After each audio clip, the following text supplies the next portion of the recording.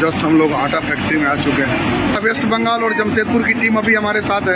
थोड़ा सा सारे लोग को जानकारी दीजिए थोड़ा डेमो। Yes sir please. एक बार जय हर सिंह तो बोलना पड़ेगा।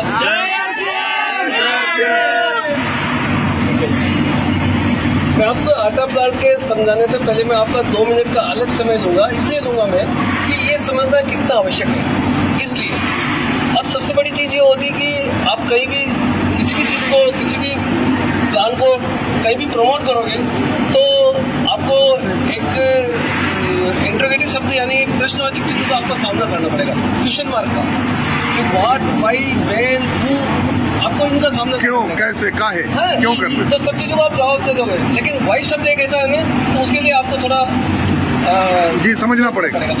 बिल्कुल।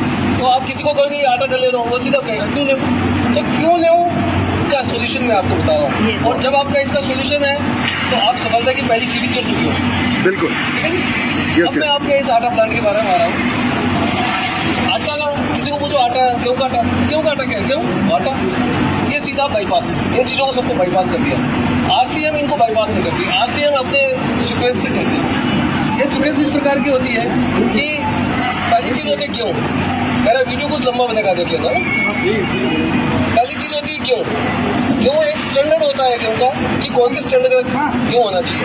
क्योंकि गेहूं की डेंसिटी होती है 0.75 स्टैंडर्ड डेंसिटी होती है। यदि इससे कम की डेंसिटी वाला गेहूं है तो हम उसको एक्सेप्ट नहीं करते हैं, उसको रिजेक्ट कर देते हैं। 0.75 से अबव की डेंसिटी को हम उसको एक्सेप्ट करते हैं।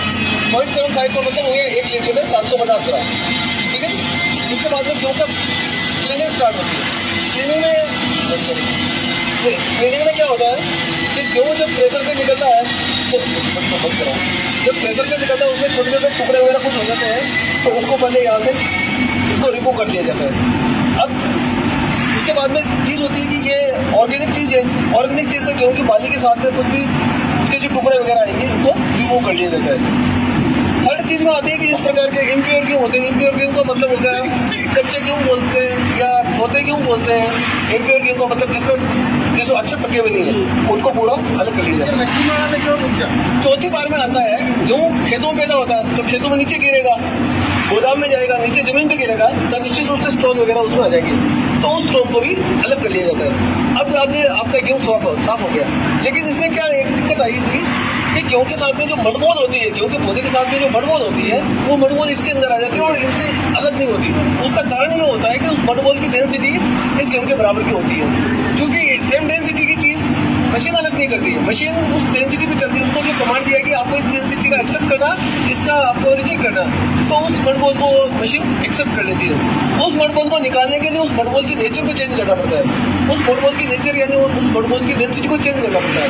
उसको डेंसिटी को चेंज करने के लिए उसको रब किया जाता है। गेहूं और मडबोल को पूरी जो जितना मटेरियल उसको रब किया जाता है। रब करने के बाद मडबोल टूट जाती है और मडबोल टूटने के बाद में उसका पाउडर बन जाता है। उस पाउडर को न्यूमेटिक सिस्टम से उसको खींच के उसको अलग कर लिया जाता है।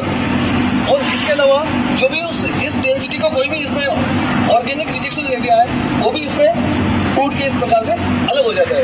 अब आपका पूरा गेहूं साफ हो गया? नहीं हुआ। आपने गेहूं साफ कर दिया लेकिन मशीनों ने उसको अडल्ट्रेशन दे दिया। क्योंकि मशीन घिसती है, मशीन घिसेगी तो वो कहाँ जाएगा, वो गेहूं के साथ में आएगा। तो वो गेहूं के साथ में आ गया तो उसको आपको अलग से रिमूव करने के लिए उसको मैग्नेटिक फील्ड से निकालते हैं। मैग्नेटिक फील्ड से निकालते थे जो मशीनों की घिसावट है उसको पूरा अलग कर लिया जाता है। अब आपके पास गेहूं पूरा कंप्लीट साफ है।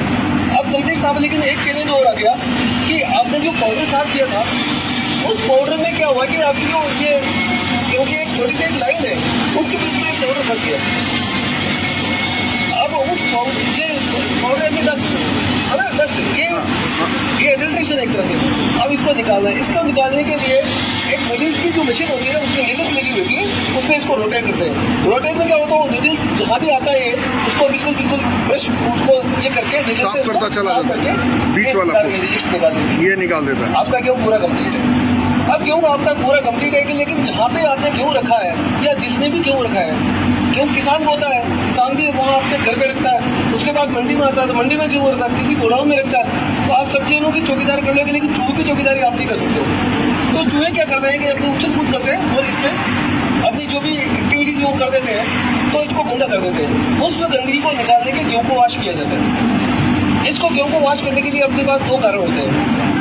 जब गेहूँ वॉश होता है तो एक तो इसका गंदा पानी ड्रेन कर निकाल दिया जाता है, टोटल उस गंदगी को बाहर निकाल दिया जाता है। दूसरी बात क्या होता है, जब इस गेहूँ को धोने के बाद में इसको 8 घंटे से लेकर 12 घंटे तक, गर्मियों में 8 घंटे और सर्दियों में 12 घंटे, जब टेम्परेचर बढ़ता है तो 9 घंटे 10 घंटे 11 घंटे उस हिसाब से हो जाते हैं। इसको हम स्टोर करते हैं। स्टोर करने के बाद गेहूँ जब भी थोड़ा गीला होकर तो स्टोर रहेगा तो इसमें जर्मिनेशन की प्रक्रिया स्टार्ट हो जाएगी। जर्मिनेशन की प्रक्रिया स्टार्ट होती है तो एनवायरमेंट से नाइट्रोजन लेता है और अपने अंदर खुद के अंदर फोलिक एसिड बनाता है। आपने देखा होगा लोग कहते हैं कि अंकुरित अनाज खाइए, अंकुरित अनाज के इसीलिए करते हैं कि उसमें सबसे ज्यादा फोलिक एसिड होता है और प्रोटीन होता है, और वो प्रोटीन अपने पाचन के लिए बहुत ज्यादा फायदेमंद होता है।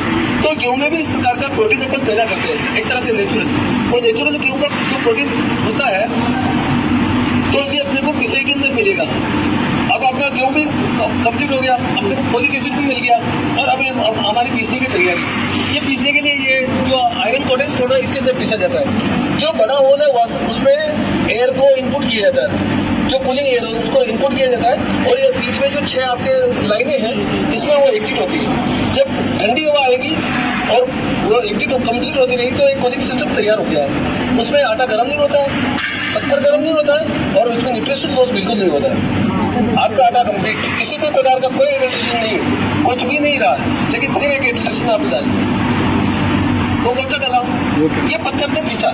अच्छा, ये आप देखिए पत्थर में, देखो आप घिसा और देखो पत्थर है ना, छोटे छोटे खड्डे हो रहे हैं है ना, ये लाइनें हो रही, तो इसका मतलब पत्थर घिसा, तो घिसावट आई कहाँ पे? नहीं कहाँ हो आपके आटे में आ गई। अब आपके आटे में आ गई, उसको रिमूव करना। मैंने आपको पहले बोला कि ये आयरन कोटेड पत्थर है, तो आयरन कोटेड पत्थर होने की वजह से उस घिसावट को हम डिटेक्ट कर पाते हैं मैग्नेटिक्स, तो मैग्नेटिक फिर से उस आटे को वापस निकालते हैं, और जितना भी जो आयरन कोटेड में जो घिसावट है उसको हम बाहर निकाल लेते हैं। ये रिमूव होने के बाद ही आपका फ्रेश आटा, ये 100% फ्रेश आटा बिना किसी हैंड टच के मशीनों पे होता है, और मशीनों पे होके आपके पास आ जाता है। वाह, क्या थैंक यू, बहुत बढ़िया जानकारी दी आपने। आपका गुड नेम क्या हुआ? मेरा नाम ओम प्रकाश बसेर। जी सर, बहुत बहुत धन्यवाद आपको। आपने आज हमारी पूरी टीम को इसके बारे में जानकारी। सामान्य तौर पर ये क्वेश्चन आते हैं कि क्यों आरसीएम का आटा क्यों, तो आज पता चला क्यों, और हम सभी लोग पहले से यूज कर रहे हैं, लेकिन ये बिलीफ सिस्टम बिल्ड हुआ आपके द्वारा जानकारी देना। बहुत बहुत धन्यवाद, थैंक यू। ये देखिए लगातार मशीनें काम कर रही हैं और ये पूरी टीम बनते हुए देख रही है। आप लोगों ने